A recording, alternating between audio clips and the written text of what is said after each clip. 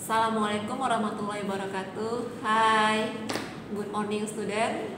How are you today? I hope all of you healthy and keep spirit. Oke. Nah, masuk di sesi pelajaran saya bersama Mem Delarni, yaitu pelajaran IPS, ya nak ya.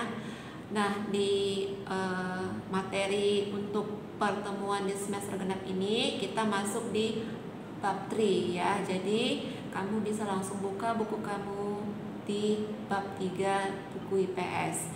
Nah, langsung saja materinya yaitu ketergantungan antar uang berdasarkan konsep ekonomi. Nah, di sini suatu kegiatan ekonomi itu ya tidak bisa berjalan atau berdiri sendiri. Jadi pada bagian ini akan dibahas tiga bagian dari konsep ekonomi yang berperan dalam kegiatan ekonomi, yaitu produksi, distribusi, dan konsumsi ya. Jadi untuk di awal ini kita membahas hari ini mengenai kegiatan produksi. Oke ya. Nah, apa itu produksi? Produksi adalah kegiatan menciptakan atau menambah nilai guna suatu barang atau jasa sehingga lebih bermanfaat ya dalam memenuhi kebutuhan hidup manusia. Nah, itulah namanya produksi. Nah, tujuan kegiatan produksi itu sendiri yang pertama itu tentu menghasilkan barang dan jasa. Nah, itu dia. Kemudian memperluas lapangan kerja ya. Jadi kalau kegiatan produksi ini nak ya banyak dilakukan seperti misalnya di pabrik ya. Dengan orang membuka pabrik tentu akan membuka lapangan pekerjaan. Nah, otomatis memperluas lapangan kerja ya. Jadi manfaatnya dari kegiatan produksi ini akan memberikan peluang bagi orang yang belum memiliki pekerjaan sehingga dia memiliki kesempatan untuk bekerja. Kemudian tujuan berikutnya adalah memenuhi kebutuhan pasar ya. Kebutuhan pasar itu ya juga merupakan permintaan ya nak ya, permintaan daripada masyarakat ya, konsumen. Jadi apa yang diperlukan pasar, barang-barang apa yang dibutuhkan pasar harus bisa diproduksi ya. Nah, itu dia maksudnya. Kemudian untuk mencari keuntungan yang sebesar-besarnya, sudah pasti ya. Produksi itu kan tadi kegiatan dalam memproduksi menambah nilai guna suatu barang atau jasa. Jika suatu barang atau jasa tersebut sudah memiliki nilai guna ya, tentu dia memiliki nilai jual.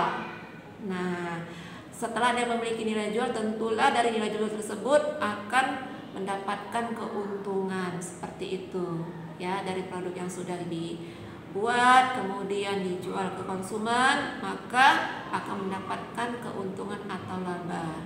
Oke. Nah, berikutnya dalam proses produksi ini ada namanya faktor produksi ya, ada namanya faktor produksi, yaitu hal-hal yang mendorong dari kegiatan produksi itu tersendiri. Nah, apa itu? Yang pertama faktor produksi alam ya. Nah, faktor produksi alam itu adalah semua kekayaan alam yang digunakan dalam proses produksi. Berarti dia berasal dari alam. Enak ya. Contohnya apa? Contohnya tanah, air, sinar matahari, udara, dan bahan tambang ya. Jadi contoh-contoh itu merupakan sumber daya yang dibutuhkan dalam proses produksi yang berasal dari alam. Nah, kalau yang dari alam ini berarti alami ya nak ya, tidak ciptaan manusia. Nah, berikutnya faktor produksi yang berikutnya adalah faktor produksi tenaga kerja ya. Jadi apa yang dimaksud faktor produksi tenaga kerja adalah orang-orang yang secara langsung atau tidak langsung menjalankan kegiatan produksi atau dikatakan sebagai SDM, sumber daya manusia. Nah, tenaga kerja ini juga ya, jika kita bagi lagi ya, dia ada beberapa ya. Ada tenaga kerja kasar ya, ada tenaga kerja terdidik ya, ada tenaga kerja keterampilan, seperti itu berdasarkan daripada tingkat pendidikannya. Jadi dalam suatu kegiatan produksi itu ya, walaupun sekarang zaman sudah canggih menggunakan alat, menggunakan mesin, tetap namanya manusia itu dibutuhkan ya nak ya, tetap manusia itu dibutuhkan dalam proses produksi tersebut ya. Bagaimana bisa mungkin alat tersebut bisa bekerja ya, bisa hidup ya, kalau tidak ada manusia yang yang menghidupkan mesin tersebut. Jadi manusia di sini masih dibutuhkan ya, tenaga manusia masih dibutuhkan dalam proses produksi selain daripada alat-alat yang canggih, mesin-mesin yang canggih, seperti itu. Oke, dan tenaga kerja dalam kegiatan produksi ini juga ada tingkatannya ya, sesuai dengan latar belakang pendidikan dari orang yang bekerja, seperti itu ya. Oke. Nah, kemudian faktor produksi yang berikutnya adalah modal ya. Jadi faktor produksi modal adalah hasil produksi yang digunakan untuk menghasilkan barang atau jasa. Jadi hasil produksi tadi ya digunakan lagi sebagai modal ya, sebagai modal untuk kegiatan produksi berikutnya dalam menghasilkan barang dan jasa. Apa contohnya? Contohnya adalah mesin jahit atau mesin pabrik ya, kemudian alat-alat tulis kantor dan sebagainya. Nah, itu merupakan sebenarnya barang jadi ya nak ya, barang yang sudah diproduksi tetapi digunakan lagi sebagai modal ya untuk proses kegiatan produksi barang berikutnya, seperti itu. Oke ya. Nah, berikutnya faktor produksi kewirausahaan. Nah, di sini ya, itu merupakan kemampuan, keahlian dan kecakapan seseorang atau sekelompok untuk merencanakan, mengendalikan, mengatur dan mengawasi seluruh kegiatan produksi. Nah, di sini artinya diperlukan ya nak ya, diperlukan keahlian seseorang atau sekelompok manusia dalam mengendalikan, dalam mengatur ya, dalam merencanakan semua kegiatan produksi dari dia input sampai output, seperti itu. Tentulah faktor kewirausahaan ini ya berhubungan dengan skill atau keahlian yang dimiliki oleh seseorang, seperti itu.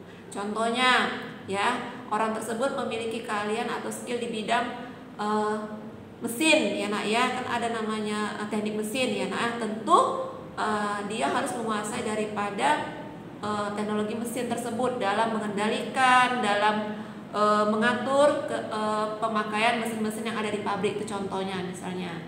Nah, masih banyak lagi skill-skill atau keahlian yang kita temui misalnya dalam satu pabrik atau dalam satu industri dalam kegiatan produksi. Ya, intinya kegiatan produksi ini ya merupakan bagian daripada konsep ekonomi ya dalam memenuhi semua kebutuhan manusia. Jadi semua kebutuhan manusia itu baik barang dan jasa harus ada terlebih dahulu proses produksinya ya, sebagai proses awal, input awal. Nah, dalam proses produksi itu terdapatlah beberapa rangkaian aktivitas, kegiatan dan juga faktor-faktor yang mendukung dari kegiatan tersebut sehingga dihasilkanlah suatu output atau barang atau jasa yang bermanfaat, yang memiliki nilai guna bagi kehidupan manusia dan tentunya bisa dijual, memiliki nilai jual, apalagi memiliki nilai ekspor, seperti itu. Oke ya nak ya. Nah, paham ya, sampai di sini materi hari ini kita hanya membahas mengenai produksi. Untuk kegiatan distribusi dan konsumsi akan kita bahas untuk minggu depannya. Oke anak-anak ya, keep healthy ya, always prayer. Assalamualaikum warahmatullahi wabarakatuh.